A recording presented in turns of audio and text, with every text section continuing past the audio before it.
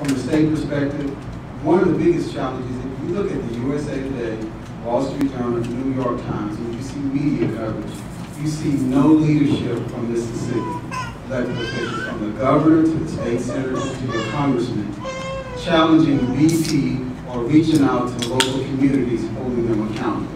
So it's kind of challenging for you to come here and try to assist us when we don't get adequate leadership from our representatives. When we look at the media, if you turn on television now, you see CNN, you see them in Louisiana.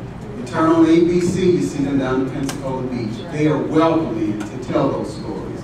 For some reason, we don't discuss this. We don't call, we're not bombarding our congressmen or senators with phone calls asking them to be accountable. As far as they are, we're open for business.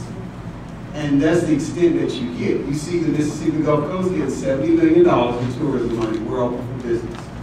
Now, if you document the state from the beginning of April, which is close to Easter holiday weekend, through September 30th, that's the major impact in tax revenue that the coast receives.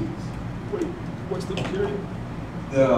Usually April, around Easter weekend, for gaming and tourism, which the coast divides off gaming and tourism. Okay? Pre-Katrina, you probably had about 15,000 people that worked in the gaming industry. Post-Katrina, that's dropped down between 9,000 and 11,000 people. About 10–15% of them are part-timers. So those people don't get benefits. When they make their money is between April and September. That's when they pay their bills. They're allowed to work overtime. Now, the hotels are not being filled, the restaurants aren't being filled. These people can't pay their bills. What compensation, what reach out has BP had for these people, the gaming industry? These people work, they're already working part-time. Their hours are being cut. If you don't gamble, if you don't eat in the restaurants, if you don't visit, how these people survive? And the long-term effects of these people, and they were already impacted drastically after Hurricane Katrina because business is not the same. Okay, so they're confronted once again with the challenge of providing for their families.